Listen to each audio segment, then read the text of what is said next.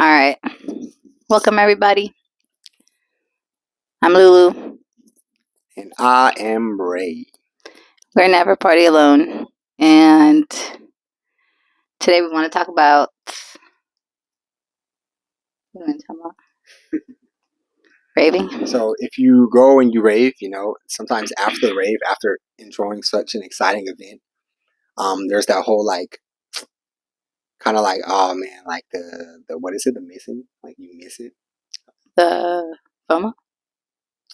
Sure, yeah, that's a good term. But after the rave, you kind of like you start to like miss all that fun and all that excitement. You kind of get like in this kind of like like little bit of low vibration mode maybe. Oh, thanks. And so, how to overcome that? I was saying that I like to take content and I kind of like just go through the content. Sometimes when it's the day after, you can look at your content or some pictures, and then that'll prompt you to kind of like remember like maybe even like the whole moment or like a big part of like the night surrounding that moment. So that's kind of how I do it. Also, So, at these raves, you're going to really high frequencies, especially if you're taking tools. Even if you're going sober, you're going to be around people who are happier, who are aligned, who are more in a higher frequency. So, when you do come back to your normal life, we tend to treat it like, oh, damn it, here we are back in reality where it sucks. But just those words and those thoughts alone are like a key point to why you're experiencing anything other than what you were experiencing at a rave. So you kind of want to bring back that energy with you and milk it, milk those high frequencies throughout your job, with your family. Like, pull from that energy that you were sharing over the weekend, that you experienced over the weekend, and like bring it forward. And one of the biggest things I think also, if you didn't practice this prior to raving or prior to going to the rave, is choosing what feels good to you. So you're at home, you're back to reality, and you want to do things that keep you in that high frequency. And one of them is, like he said, watching your content that brings back good memories. For me personally, I like to get back into my meditation. I like to get back into moving my body intentionally. I like to get back to creating, back to my plants, back to my daughter, back to like cuddles and the pets, Molly, the guinea pig, the doggies, back to cooking, back to eating really good food, back to my routine of what makes me who I am, or at least what I like to consider that adds those high vibrations to my life. Listening to a good audiobook or reading a good book, singing in the shower, taking nice long showers, going into the water of the beach, or touching the hot sand, fresh grass, things that really like keep me in that state of appreciation. um and if that pretty much does it for me. It does it for different people, so what you like, go for it. so me personally, I always like to have like a really like enjoyable meal, like just like oh my god, like just my go-to is carne asada fries or like pastrami chili cheese pastrami fries. Those are like my go-to like after rave meals, and man, and then I'll just like lay all day in my pajamas just watching anime. Because I don't really want to like move or function. Trying to regain my serotonin. The sun feels really really amazing. If I walk my dogs, I soak up some of that sunlight, of course. Also have a hammock. So sometimes I'll throw a hammock on the front lawn, throw on like some Alan Watts or some Abraham Hicks philosophers or channelers, and just receive the message while I'm just like enjoying the sun. So yeah, I mean, we all go through it. Withdrawals is the word I was looking for, but we all have those like after rave withdrawals, and so in order to deal with that, is to have your own process to kind of like just give yourself a lazy, selfish pamper day.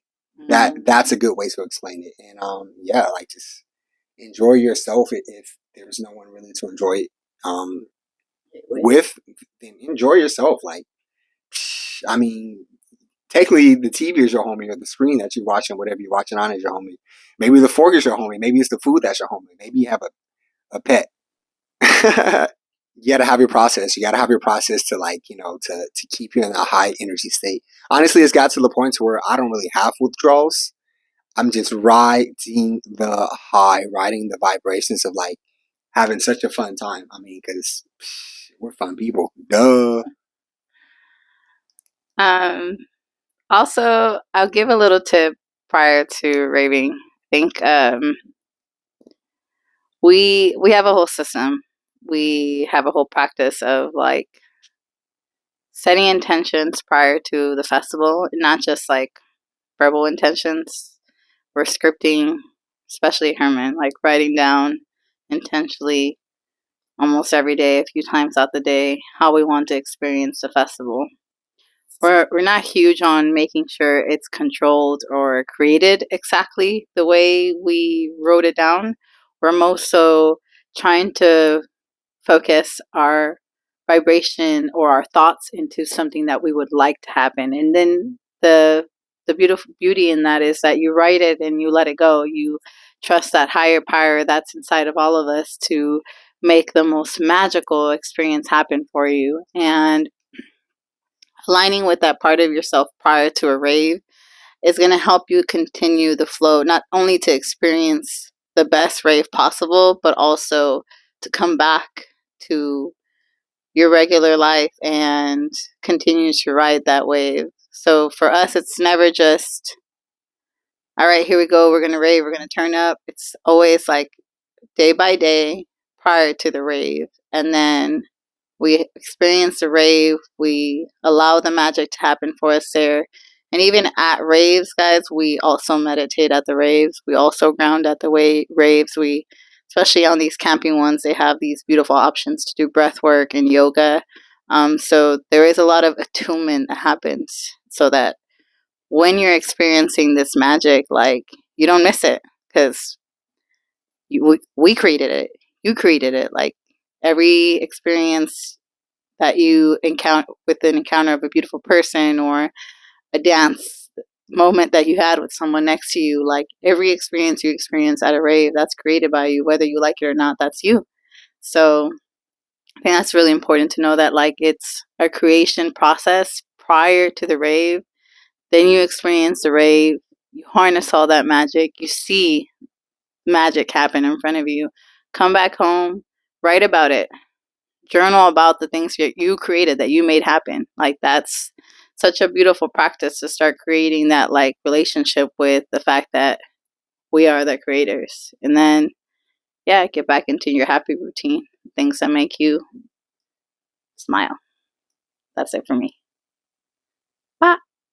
Well, I mean, that's pretty much the gist of it. We just wanted to share about how to like enjoy the rave in the best way, especially in that whole withdrawal like syndrome phase. Yeah, you have a boo, spend some time with them. You got some anime, you got some shows you want to watch. Maybe it's a book you want to read or something like that. But yeah, enjoy it. It's gonna boost you up. It's gonna make you feel good. And this may even be a prompt to start getting some content because when you get content, then you have something to look at. And trust me, if you're driving home or if you're on your way home from a rave and you're not driving and you're just looking through your phone, it feels so good. The music sounds so good. Like yeah, it can be like a boost, definitely. So maybe this is a prompt for you to like start take your phone out and capture the moment. Yeah, of course we can live in the moment. Yeah, I get it. I know that. But like, man, it's so amazing to have like these really cool memories with people and to share and just to keep in your treasure chest of experiences. So yeah, that was the gist of Today's this video. conversation. Um, And catch us next Thanks for time. catching the vibes, and if you rave, come catch the rave vibes because jeez, we're loud, we're fun, we're inclusive. We if people are just bumping shoulders, we'll get them in like a nice, beautiful, interacting kind of like mode. We'll like pop them and dance with them, and then hype the other one up, and then next you know, all the people around are all like yelling and screaming, and like sometimes the excitement gets so beautiful that you hear actual just like ah, like yeah, it happens actually consecutively every rave multiple times where someone just can't contain their excitement and they're just Catching like the Holy Ghost. ah, yeah. So for us, you know, catch the video vibes, catch the conversation vibes, but if you rave, come catch that rave vibe. Shout out to everyone who connected with us in Nocturnal, to everyone who added a special piece of magic to us. Like every interaction we had, we fucking love you guys. I used that word. I wasn't supposed to do that. We love you guys and we really appreciate you. And we're so excited to continue to record these videos, share our perspective, uh, bounce back off perspectives from all our family members too, and continue to grow the movement. Never party alone. We're here to just spread this beautiful magic and to constantly help each other remember who we are.